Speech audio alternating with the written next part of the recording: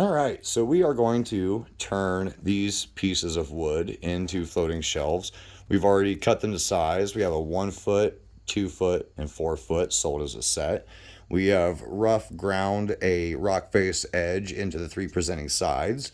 And this is the color palette we're going to be using. We have some diamond dust, white metallic, black metallic, some white, this is all Rust-Oleum. We have some white 2X gloss paint, some, I don't know, some aluminum or silver metallic paint, and some black hammered. We have white dye. And yeah, that's going to be our color palette. We're using FGCI Super Clear. It's really good stuff. It's good for white projects. It doesn't yellow hardly at all. In my experience, I've never seen it yellow. So great stuff, and highly recommend it. We've already got our epoxy poured into our mixing container. This is approximately 5.33 square feet, and we're doing 6 ounces per square foot for an exotic pour. Also allowing for a little bit extra for the rock face edge. Since it's textured, it tends to eat up that color quite a bit. So we're just going to go ahead and add our diamond dust to the main mix because it's going to be in everything that we use. And we're going to go ahead and mix. Maybe one day I'll figure out how to time lapse so that you don't have to watch this. But until then, you must suffer as I suffer.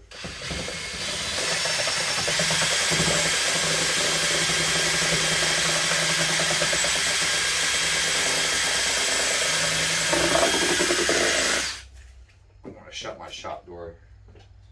Too many bugs.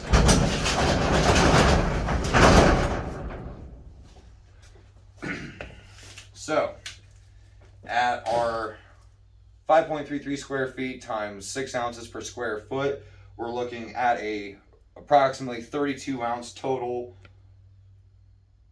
32 ounces total for this pour. So that's 16 ounces of A and B mixed together. I mix for about 2 minutes, and occasionally I'll slow my mixer down and scrape the edges and then the bottom so that it's all getting mixed together. Sometimes you have part A or part B clinging to the sidewalls, and you want to make sure you mix your product as thoroughly as possible.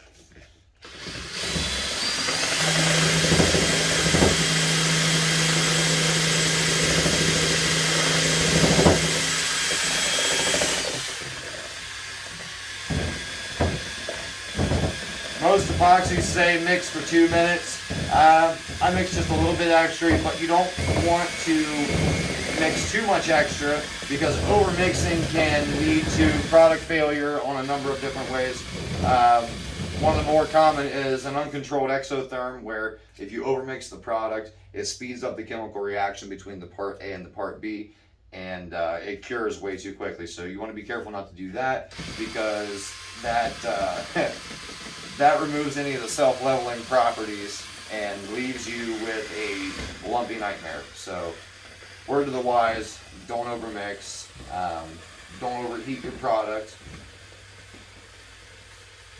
Man, these little fruit flies are driving me nuts.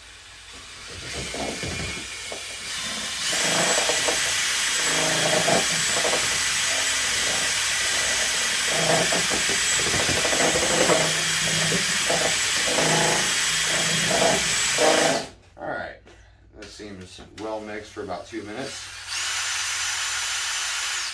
Clearing off most of my paddle, and then I'm going to let what's left on that paddle drip onto that piece. So now we're going to disperse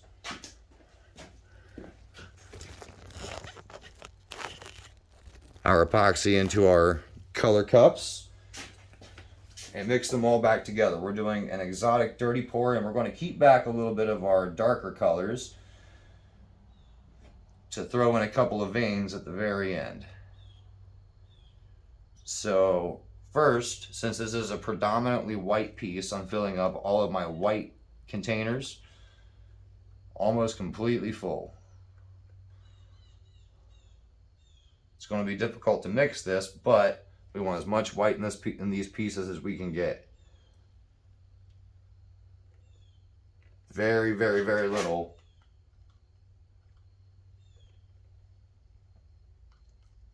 of the black and silver. about double the silver that we're going to use for the black. We still have quite a bit left over in here. So we're going to do something with that after we have all of our other colors mixed up. We'll top these off, make sure we have plenty of whites. All right. More white the better. Very, very subtle piece. All right. Couple of fresh mixing sticks. A lot of times, you know I'm cheap. I'll recycle mixing sticks once they dry. You know, you don't get colors leaking into the new piece, but when you're doing white, you really want to limit the amount of outside pollution because white shows everything. So we're gonna put that in that. We're gonna put that, oops, sorry, there, that there. I want to keep that clear, or maybe we'll do something fun with that. Maybe we'll add a little bit of all the whites to that one. A little bit of spray paint, and spray paint bites the dust.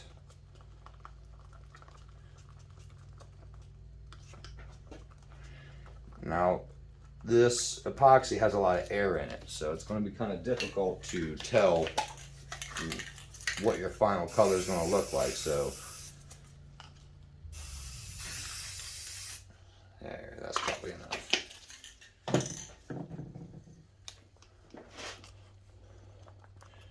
Yeah, that looks good.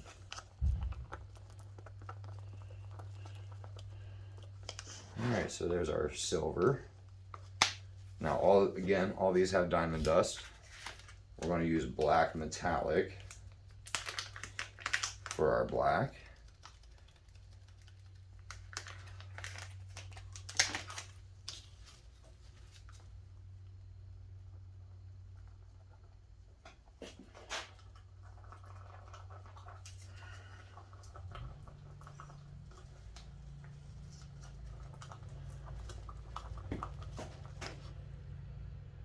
Yeah, this stuff looks really good.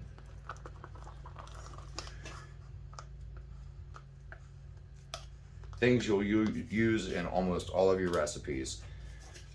Whites and blacks, dyes, paints, metallics, all of it. So now we're going to mix up our white dye. Man, this cup is full, so we got to be careful not to be spilling epoxy, but we also need to get that color mixed in. This is about as much as these little clear plastic cups can handle. You know, actually, I kind of like the white dye not completely mixed in. It's almost marbled all by itself if you don't completely mix it. I don't know if the camera's picking that up, but that looks kind of cool by itself. So we're just going to leave that. That's a lot of that's a lot of white there. All right, so let's add some white metallic to this guy right here.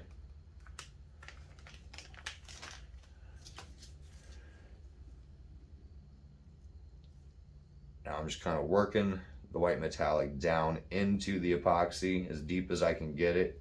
The surface is going to want to crust up on you a little bit, but just keep working it down in. Kind of have to do this because of how full the cup is, but in a normal scenario, once you have it kind of worked in, you can just start stirring. But I'm trying to keep as much in there as I can get. But yeah, these cups are too full.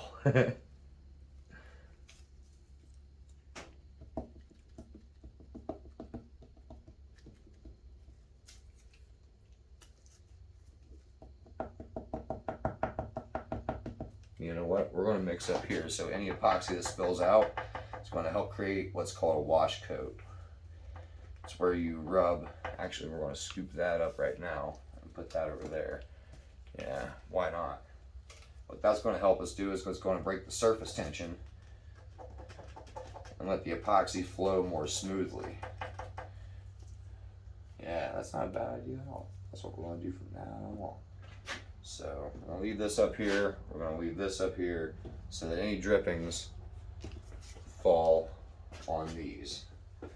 So for our third white mixture, we're just going to add a bunch of Gloss 2X paint.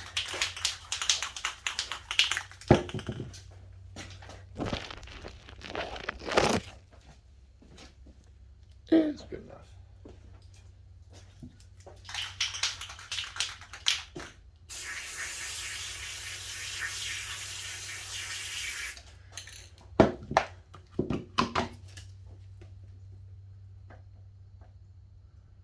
Ooh, and just like the die, that's already marbling all by itself.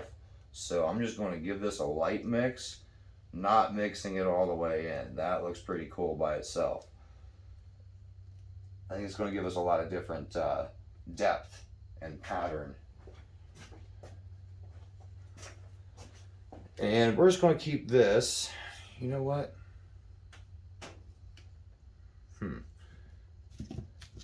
Let's add a little bit of white paint.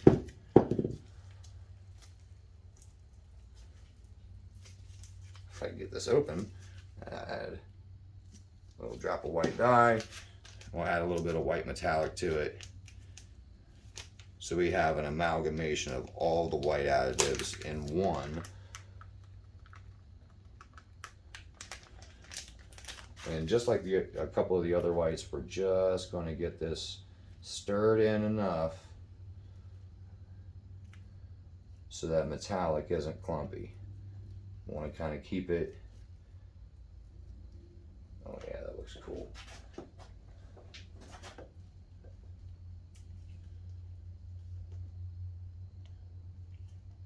All right, so we have our whites prepared. So we're just going to let those drip. Okay, those are all actually prepared together. Good deal. So here we go.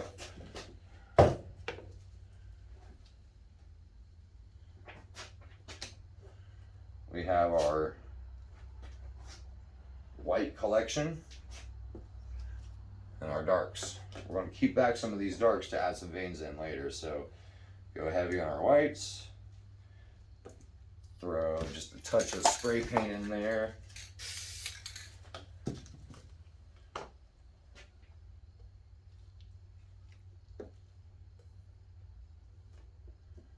And just a tiny bit of our silver and a small little vein of our black. And we're just going to keep going.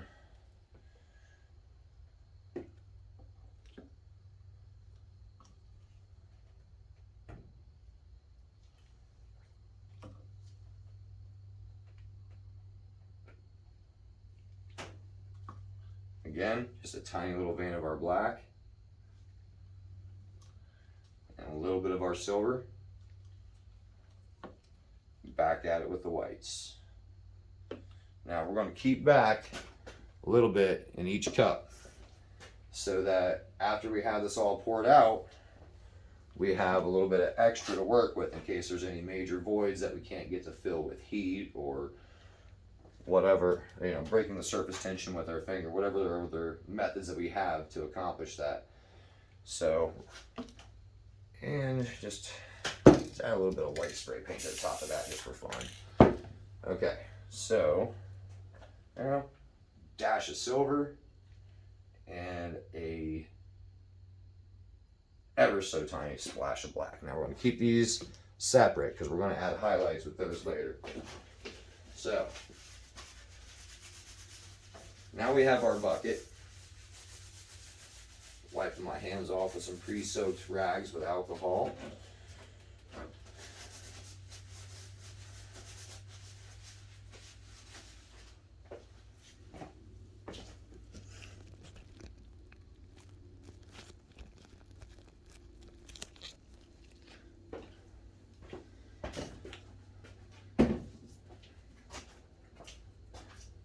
Our bucket already looks pretty cool, so we're going to set that aside for right now. And then we're going to smear out these wash coats, little bits of epoxy that are there.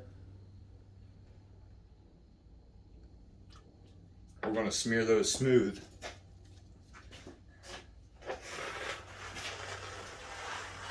To break the surface tension on this board so that when we add the actual layer of epoxy, it flows nice and smooth across this. Now, it doesn't have to be perfect, but any epoxy that you have down before you put your main coat down is going to help.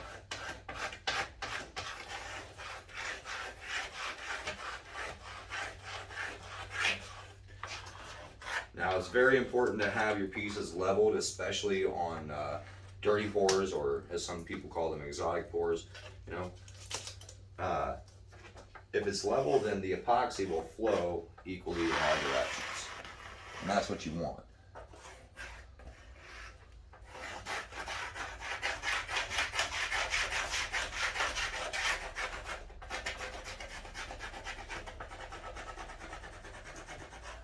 Now this is just 1x8 material, as straight and true as we can find them off the shelf at Home Depot.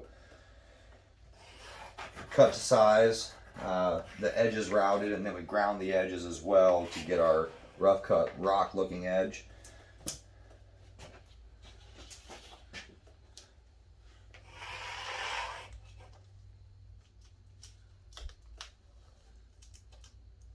And they're leveled out, so yeah, just got a little bit on it. Scrape that around. This piece has got a bit of a wobble to her. No big deal.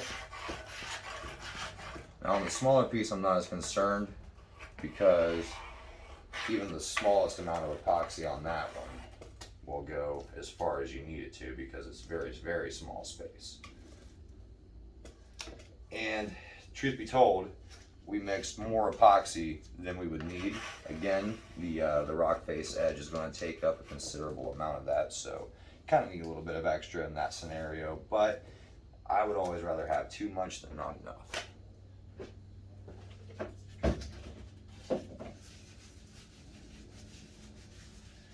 All right, we got some wash coats down. Now it's time to pour it. So let's grab our bucket. I'm going to start with our small piece, because it won't take much.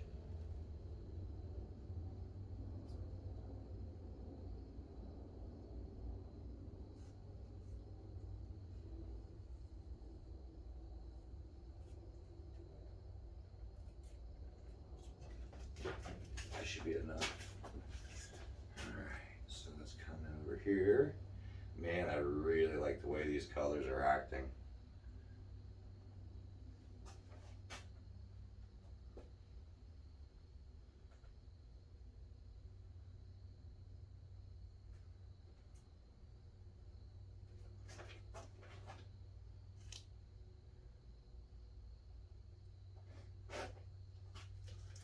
Now, I want to make sure that we get this bucket on all three of our surfaces. So if we were to run out and need to make more,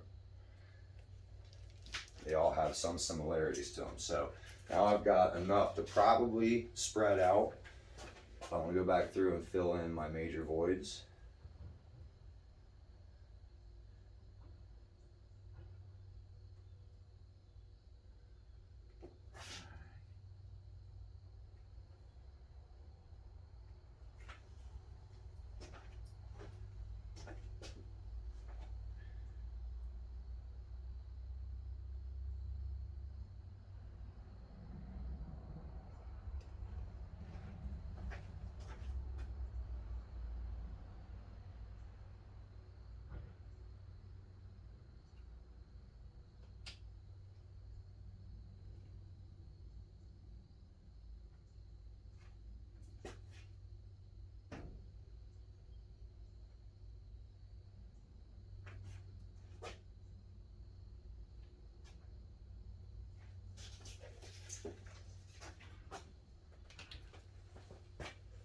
Now we're adding different layers from the same bucket to each piece, because the goal is to make this look like it's all cut from the same piece of stone, right?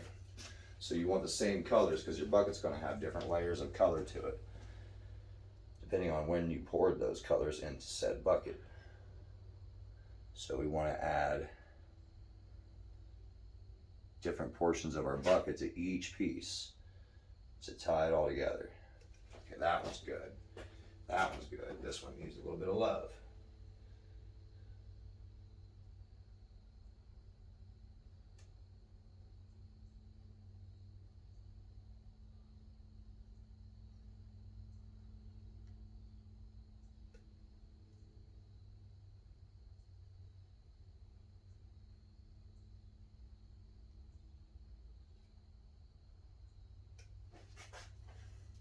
That's going to look really good.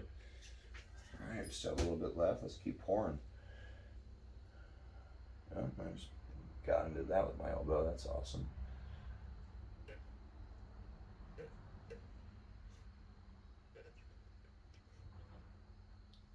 Well, I knew that was going to happen.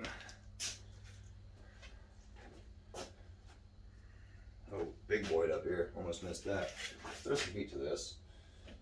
Get it moving. Now, we still have plenty of left over. But honestly, I'm really liking the way this looks. I may not use much of that left over at all.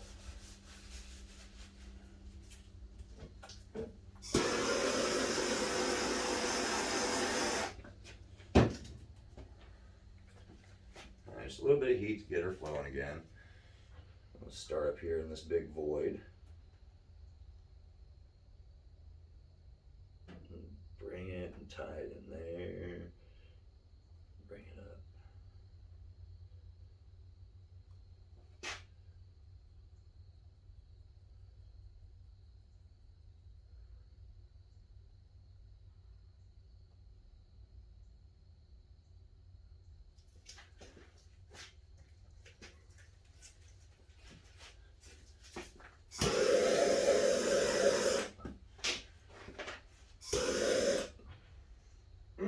Roasty toasty thumb, that's awesome.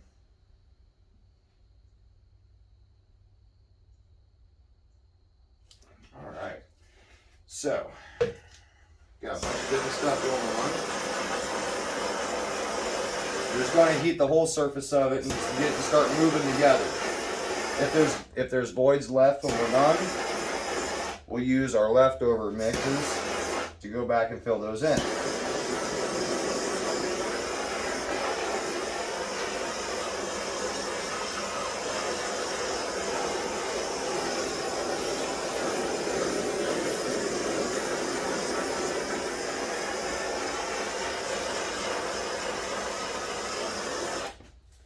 Alright, so I don't know if you can see it on camera. Let me take a look real quick.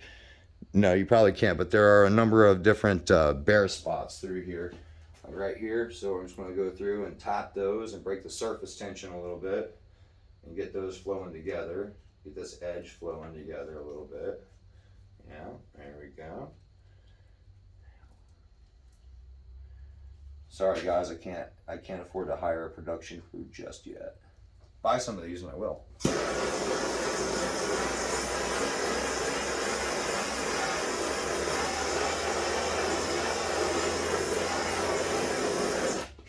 Yeah, so we're just going to go through and touch all these bare spots and heat them back up real quick so that the epoxy self-levels and runs together.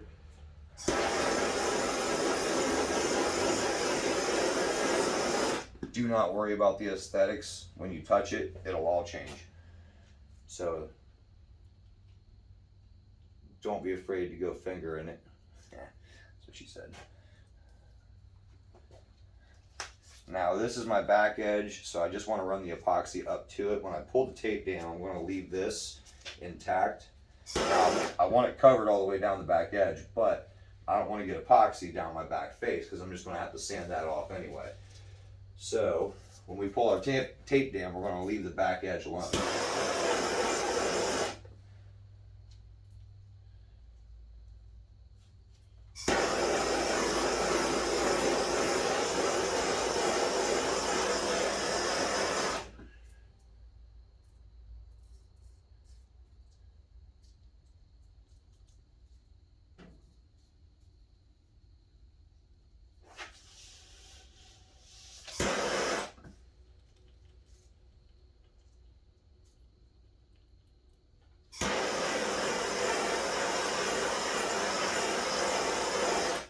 So once we have all these little bare spots touched and the surface tension broken, we're just going to go through and heat the whole thing to get it to start self-leveling.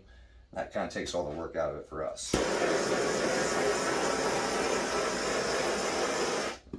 Oh, straggler.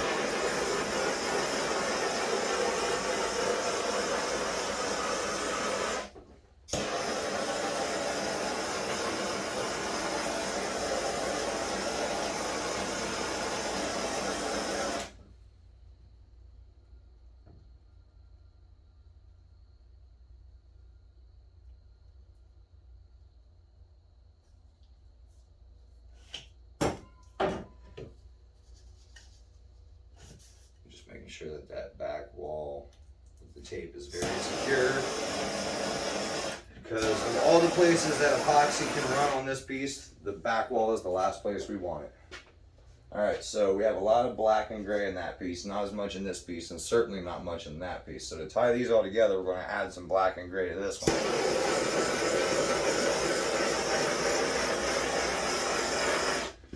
Get all these edges, these little bare spots tapped. Taparoo, tap, tap, taparoo.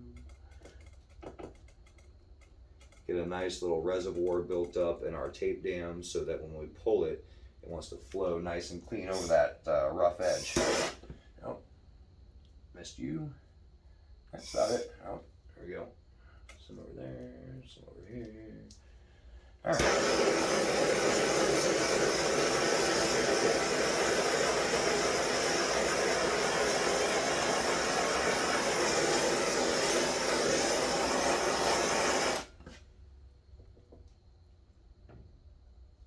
Some of it takes a second tap, you know, just to get it moving in the right direction.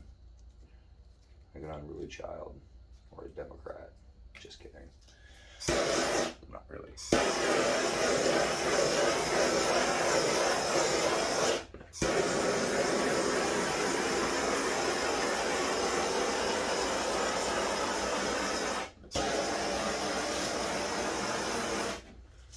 All right. Yeah. That one needs a little bit of dark in it, so we're going to do it. Pretty simple, really. We're going to take the same stuff that we made our original buckets with and scrape them clean, making a new bucket. Set all that aside. We're just going to use one of our white containers because at this point we're just going to scrape it all together. Really doesn't matter what order it goes in because we're going to give it a little stir at the end to kind of marble it. So scrape that in, done with you. Scrape you, and done with you. Scraping and throwing away. Kind of sounds like an abusive boyfriend.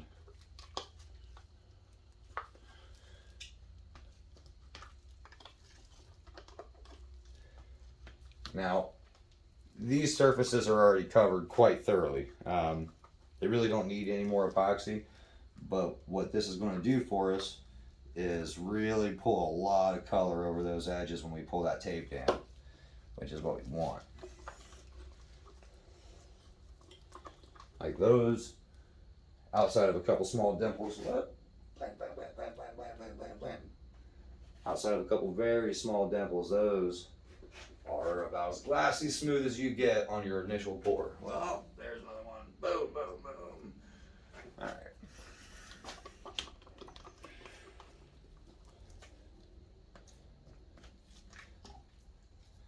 All right, so we're going to throw some paint. No, it helps not to paint your own glove. On top of that, and a good chunk of the black metallic. We're going to save a little bit of that. And some of the silver, because we're going to save some of that too. So now we have all of our color palette, and it's all kind of mixed in with the dark on the top. So we're going to go down and up, down and up, down and up, down and up. Just kind of mix those layers together a little bit. And now it's going to give us a nice dark highlight vein. Okay. So this one needs a little bit of love. So if this was all one piece of stone, we can anticipate this being next to this, right? Okay, so if we do two heavy colored veins to tie this all together, we can bring one kind of sweeping across here, down and back up through there. See, I don't like that. Let's just see what happens.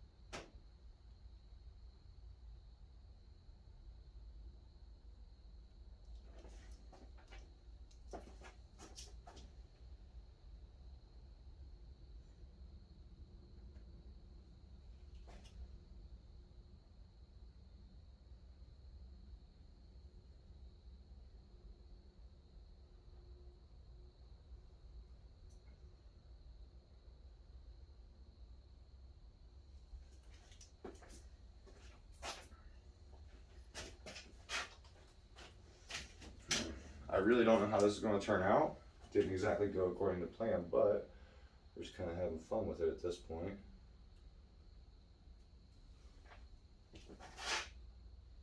Kind of breaking up these lines a little bit. Ooh, I like that. So here's what we're going to do. We're going to play with these a little bit. Just kind of drag that through, kind of break that up a little bit so it's not.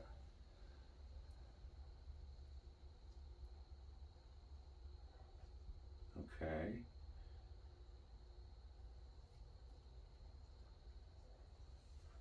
Ooh, that kind of looks really good actually.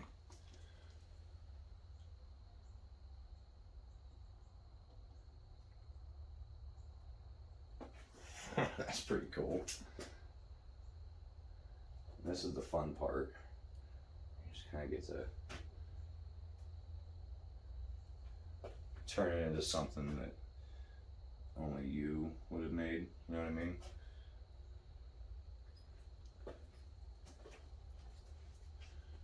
Man, I really like those effects. I think I want to keep that going.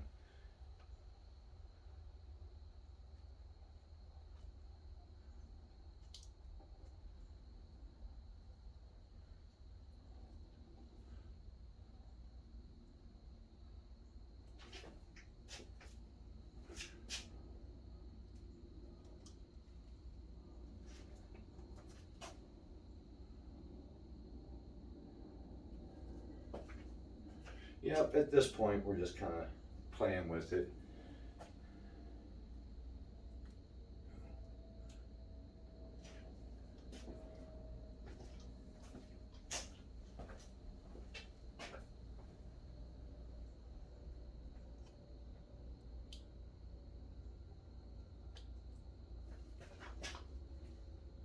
Now I'm going to leave a little bit of a reservoir of some colored right there so that when I pull that tape down it wants to flow over nicely. You know, I like that. So let's go over here and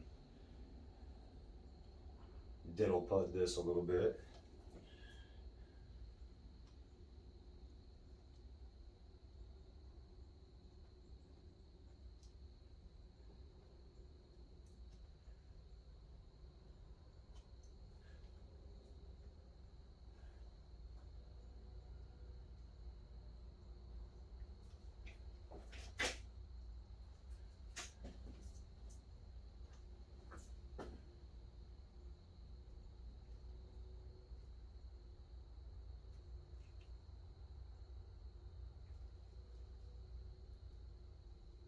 All we're doing is we're breaking this up a little bit and making these lines sweep a little bit more than they did originally.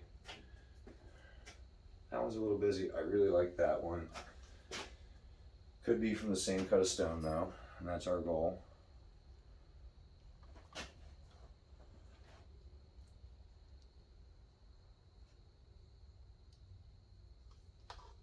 Alright, so let's pick up some white out of this and just kind of drag it into that. Oh, I like that. That is cool. Do that again.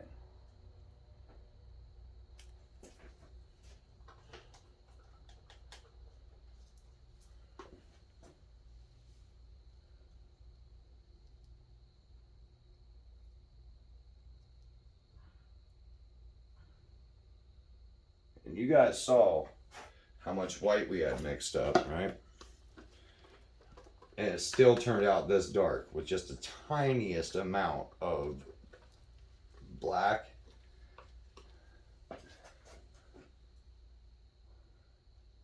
And silver. So yeah, we're gonna chud this up real quick.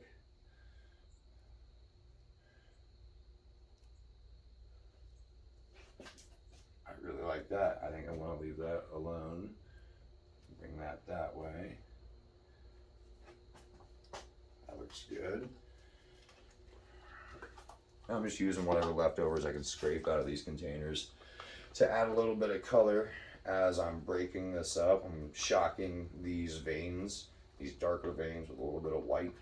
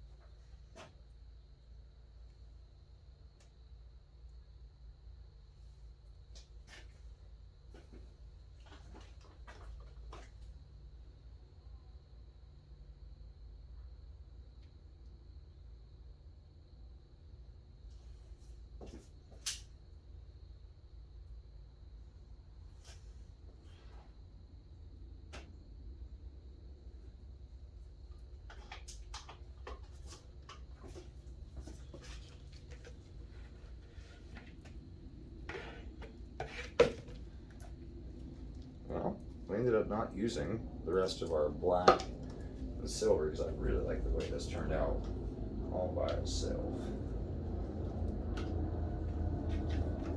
Throw just the last little bit of white that we have left into this piece down here.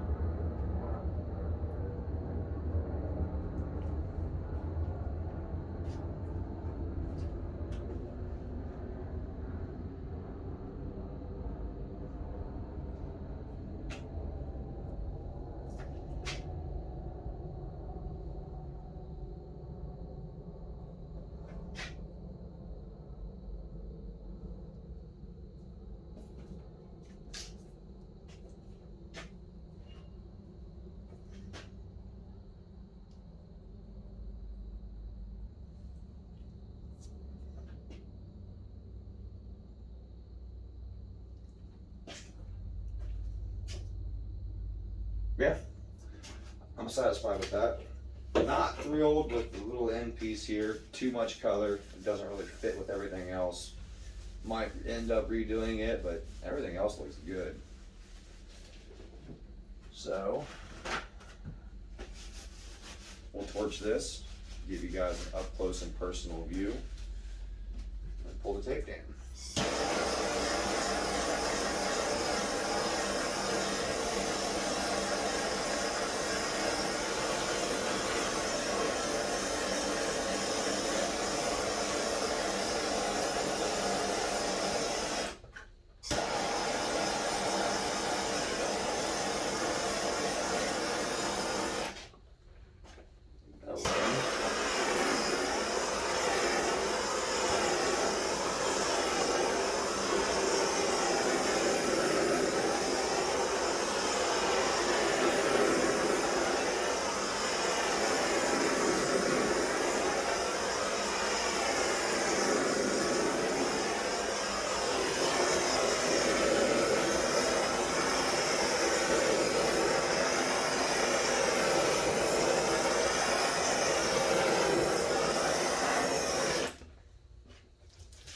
Not, I don't think I mess with this at all.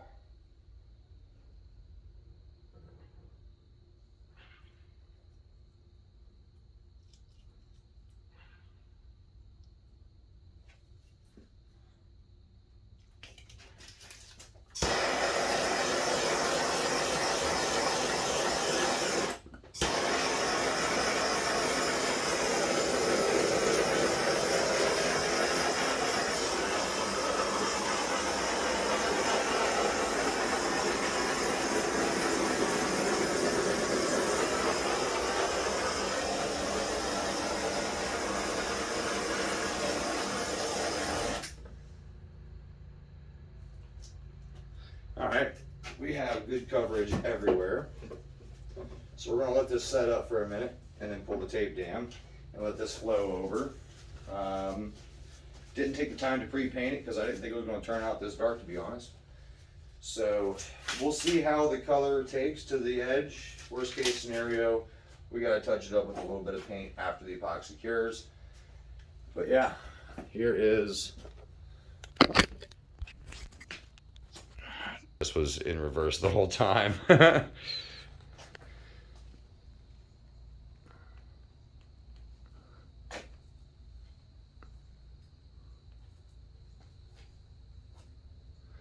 Again, not thrilled with this piece. Looks a little washed out compared to these, but yeah, I think the two main pieces work really, really well together, and I can re-pour this if I want to. So we're going to pull the tape down later and get it to run, and I'll take pictures. And that's how you do these.